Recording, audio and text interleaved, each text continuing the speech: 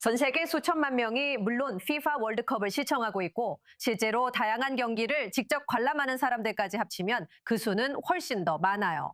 우리는 잉글랜드와 아르헨티나의 유명한 라이벌전에서 흥미로운 맞대결이 있었다는 것을 압니다. 한 영국 작가는 축구, 미국에서는 사커라고 부르는 e스포츠의 역사 속 잊힌 한 페이지를 다시 떠올리게 하고 있어요. 그리고 그의 신간 Digging Deep은 홀로코스트로 인해 경력과 삶이 비극적으로 끊긴 11명의 유대인 축구 스타들의 이야기를 밝혀내고 있어요. Digging Deep, 살해된 11명의 유대인 축구 선수들의 이야기, 저자 데이비드 볼초거 씨가 런던에서 함께합니다. 안녕하세요. 감사합니다. 초대해 주셔서 감사합니다. 이건 정말 어려운 주제일 거라고 생각합니다. 깊이 파고들어야 하니까요. 하지만 지금 전 세계가 월드컵을 지켜보고 있는 이 시점에서 이 주제에 대해 전반적으로 어떻게 느끼시는지 궁금합니다. 그리고 유대인 선수들이 전반적으로 이 스포츠에 참여하는 것에 대해서는 어떻게 생각하시나요? 안타깝게도 이번 월드컵에 참가한 유대인 선수는 한 명뿐인 것 같아요. 한 명뿐인데 그 선수는 미국 대표팀의 후보 골키퍼인 맷 터너입니다. 미국은 이미 탈락했죠. 안타깝게도 홀로코스트 이전에는 유대인 축구가 매우 유명했지만 그 이후로는 그렇지 못했습니다. 그래서 당신은 책을 아주 흥미로운 지적으로 시작하셨죠. 당신은 대부분의 유대인들에게 위대한 축구 선수를 말해보라고 하면 대부분은 머리를 극적일 거라고 하셨어요. 특히 미국인들은요. 사실 축구 선수들은 NBA나 NFL에서 나오는 유명한 선수들처럼 잘 알려져 있지 않다고요. 저는 지금 축구 인기 국가들에 대해 이야기 중입니다. 예를 들어 축구에 열광하는 영국 유대인에게 역대 최고의 브라질 선수는 누구냐고 물어본다면 그들은 펠레라고 대답할 겁니다. 만약 그들에게 역대 최고의 아르헨티나 선수는 누구냐고 물어본다면 마라도나인지 메시인지 등등을 두고 논쟁을 시작할 겁니다. 하지만 만약 그들에게 역대 최고의 유대인 축구 선수가 누구냐고 물어본다면 아무 대답도 못할 겁니다. 사실 아마 그들은 미소를 짓거나 심지어 웃기 시작할 거예요. 하지만 그들이 미소를 짓거나 웃을 때 사실상 그들은 홀로코스트를 비웃고 있는 겁니다. 그들은 홀로코스트 이후 유대인 집단 기억의 파괴를 비웃고 있는 거죠. 왜냐하면 이 위대한 유대인 축구 선수들은 살해당한 수많은 사람들의 기억 속에 존재했기 때문입니다. 그래서 이야기는 그 자리에서 멈춰버렸습니다. 와, 이 연구에 6년이 걸렸군요. 저기 이렇게 자세하고 장기적인 프로젝트를 시작하게 된 계기가 된 특정한 선수가 있었나요? 제 지난 책은 벨라 구트만에 관한 것이었어요. 그는 역대 최고의 유대인 축구 감독이죠. 그는 헝가리에서 홀로코스트를 살아남았고 이후 리스본의 벤피카와 함께 유로피언 컵을 2번이나 우승했습니다. 그리고 그의 삶을 조사하면서 저는 완전히 새로운 세계를 발견했습니다. 저는 어릴 때부터 축구에 미쳐 있었고 유대인 역사에도 깊은 관심이 있었지만 그 세계에 대해 전혀 알지 못했거든요. 저는 이 역사에 대해 아무것도 몰랐지만 벨라 부트만에 대해 읽으면서 이 세계를 알게 되었습니다.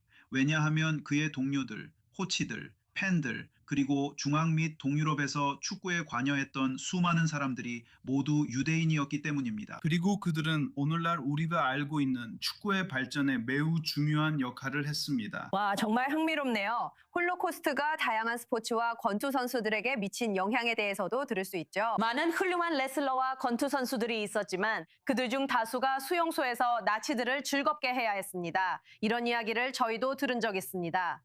이런 일들은 축구뿐 아니라 여러 스포츠에도 있었을 거라 생각해요. 네, 그렇습니다. 축구에 집중한 이유는 두 가지입니다. 첫째, 축구가 제 열정이기 때문입니다. 그리고 말씀하신 것처럼 이 정도 수준의 연구를 해내기 위해서는 6년이 걸렸습니다. 끝까지 해내려면 열정이 필요하죠. 그리고 축구는 전 세계에서 가장 인기 있는 스포츠입니다. 그리고 이 책을 통해 제가 할 수 있었던 것은 단순히 이 11명 선수들의 이야기를 전하는 것뿐만 아니라 그들의 인생 상황, 배경, 그리고 실제로 그들에게 무슨 일이 일어났는지를 분명히 되짚어야 했기 때문입니다. 결국 저는 유대인 20세기와 시오니즘, 그리고 이스라엘의 탄생에 대한 역사까지 이야기할 수 있었습니다. 그렇게 말이죠.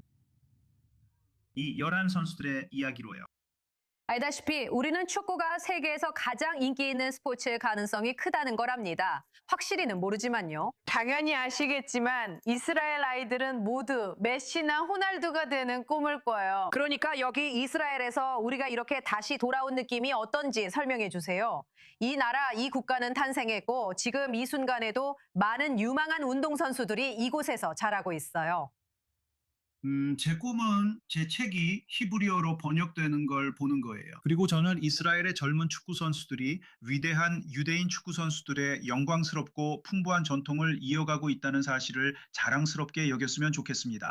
이스라엘은 수년간 훌륭한 축구 선수들을 배출해 왔습니다. 부족했던 건 다른 부분이었다고 생각합니다. 제가 생각하기에 이스라엘이 부족했던 점은 바로 그 집단적인 자기 신념, 자신감, 그리고 우리가 해낼 수 있다는 믿음입니다. 그리고 그들이 자신들이 위대한 전통의 계승자라는 것을 이해한다면 그것이 그들의 자신감을 높이고 더 큰 성공으로 이끌 것이라고 생각합니다. 네, 저희가 마카비아 경기 대회도 마쳤는데 정말 많은 선수들이 이스라엘에 와서 함께 할 수 있어서 정말 좋았어요. 그러니까 운동 능력에 대한 자부심과 부흥이 정말 많이 느껴져요. 정말 그렇죠. 그리고 아시다시피 축구와 스포츠는 유대인들 사이에서 훌륭한 역사를 가지고 있어요. 그리고 그 역사는 시온주의 운동과 함께 정말로 시작됐죠. 시온주의 철학자 막스 노르다우가 근육 유대주의라는 개념을 제시했죠.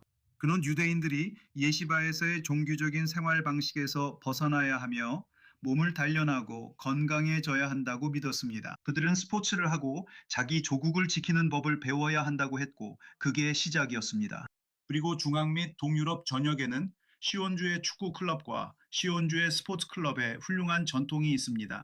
현재 이스라엘의 마카비와 하포엘 같은 클럽들은 그 위대한 전통을 계승하고 있습니다. 네, 마지막으로 한 가지 더 여쭤볼게요. 이건 좀 뜬금없는 질문일 수도 있는데 축구를 잘 아시니까 저보다 더 잘 아실 거예요. 데이비드 베컴을 유대인 축구 선수로 볼 수 있을까요? 그가 유대인 조부모 한 분이 있다고 공개적으로 말했잖아요. 맞죠?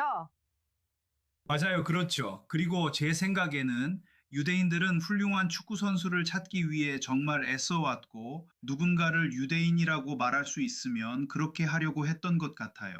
제 말은 사실을 직시하자면 베컴이 유대인 혈통이 있을 수는 있지만 진짜 유대인은 아니잖아요. 하지만 그는 유대인 조부모 한 분이 있었다는 사실을 인정하잖아요. 그렇죠? 그러니까 그는 그걸 숨기지 않고 공개적으로 말하잖아요. 맞죠? 맞아요. 그는 그 사실을 공개적으로 밝히고 있어요. 역사적으로 자랑스러운 위대한 유대인들이 있고 우리도 그들에게서 영감을 받아야 해요. 정말 놀라워요. 정말 감사합니다. 정말 흥미로운 책이에요. 그리고 축하드려요. 분명히 애정이 담긴 작업이었겠죠? 결과에 조금 실망하셨을 것 같지만 패배에도 불구하고 꽤 행복해 보이시네요. 물론이죠. 다음 기회가 항상 있으니까요.